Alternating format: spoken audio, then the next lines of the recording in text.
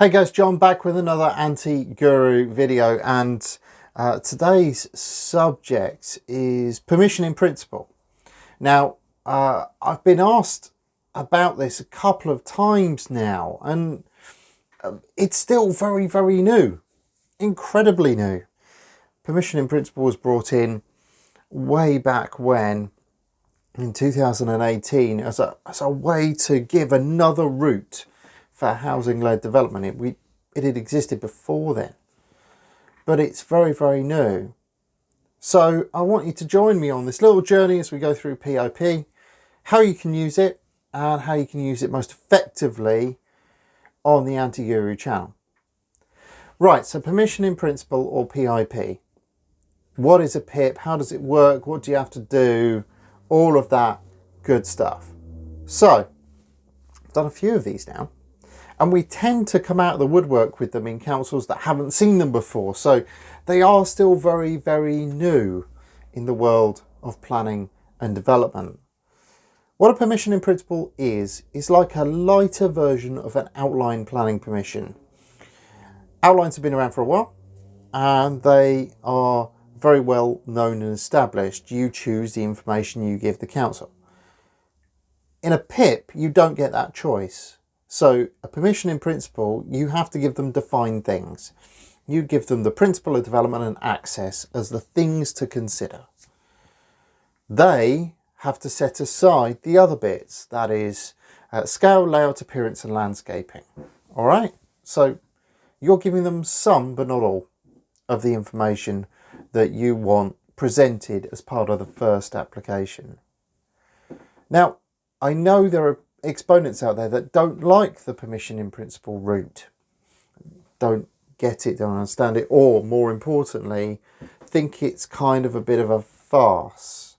But I want to go through it to show you how you can use it, and to show you how it can make your journey through the planning system that little bit easier.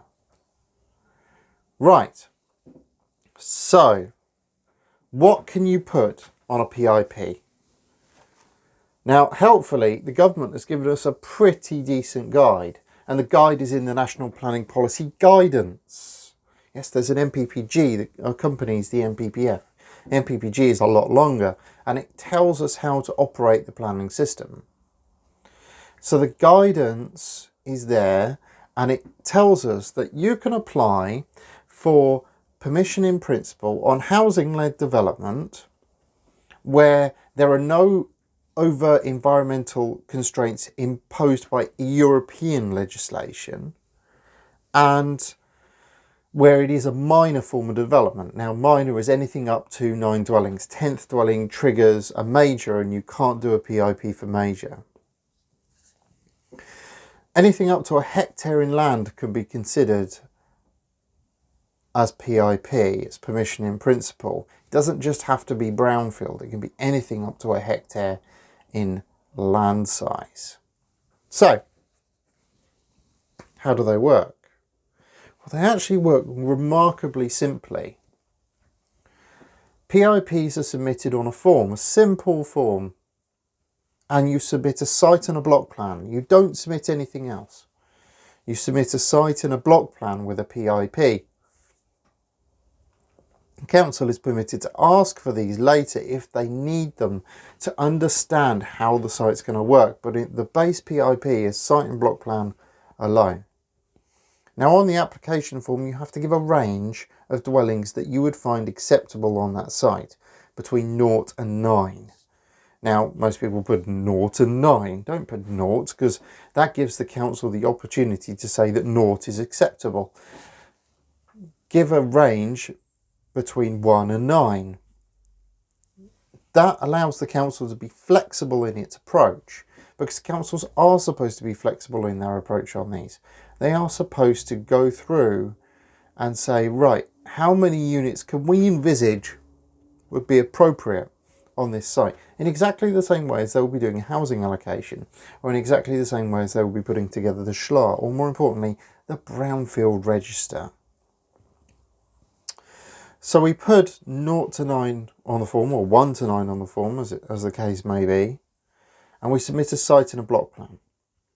Now, PIPs have to be accompanied by a design and access statement, so they need the planning statement alongside it to give the council some certainty as to how you're intending to get to acceptable in principle.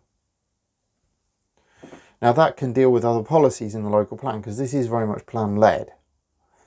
But the important thing is the fee and the timescale. So the guidance makes clear that statutory timescale for a PIP submission is 5 weeks. Now, that's like a planning statutory timescale at the moment. There is no deemed consent at the end of it. It's 5 weeks, and then we go into a period of overtime, as it were. But 5 weeks is the statutory timescale. The other part of this is the fee, £402 per 0.1 of a hectare at the time of recording this vid. Now, that's a tiny, tiny fee. That's £402 per 0.1 of a hectare for as 1 to 9 houses or flats or whatever that you propose to put on that land. So if you've got a 0.1 of a hectare site, you're paying less than outline fees at the start. Now, where a PIP is really good, the simple answer to that is if your council does not have an effective pre-app policy. So if your council has a very ineffective pre-app service or has no pre-app at all, Amber Valley have just declared they don't have pre-application advice anymore. They can't support it. They want everything to go through the planning system. So where your council has a very ineffective pre-app, PIPs take over. Because what a PIP is a planning application. It's legally binding, albeit the first stage of a planning permission. The beauty about PIP, and in doing in this order, is it forces the council to run the same process they would were it be a planning application. So they have to go and consult. They have to go and get neighbour consultations. You know all the problems ahead of time. And it costs you a lot less. Now, I'm often shocked at the lack of PIPs that are submitted on a yearly basis. And I'm often shocked at the reaction by some councils when they get their first one.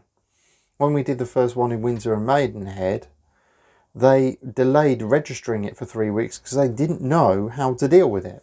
They looked at it and went, what's this? We don't understand this. This is too new. So you have to take a view with your individual council as to how they're going to react to one. And ideally, apply where they've had one before, where they've done one before. Of the PIPs that we've dealt with, they've been of middling success because they are effectively a pre-app. So, but they're a pre-app where the council is assessing principle and the access. So of the ones that have been successful, principle and access have been sound, and we moved on to the next stage.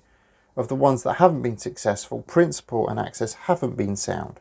And actually, this is a very good process for testing principle, for testing that key component. Can I actually do what I want to do in a very low risk, low financial risk that is, mechanism? The one we've done that we're currently running through appeal is in Essex, and that's where we applied for a permission in principle for the conversion of a locally listed public house, former public house, had been dead for 5 years, to dwellings. And the council disagreed with principle because they still thought the locally listed public house was a community asset. Fine, that one's running through the appeal, and we'll let you know what happens with that. After a permission in principle, you move on to the next stage, which is technical detail. That deals with the bits that are missing off. Scale, layout, appearance, landscape. The council have to work with you to get the technical detail done and dusted. That's ingrained in the NPPF. There are so many sections now that deal with council's requirement to work with applicants to get successful applications on site. And once you have got the technical detail in and through, you have a full planning permission. PIP plus technical detail equals full.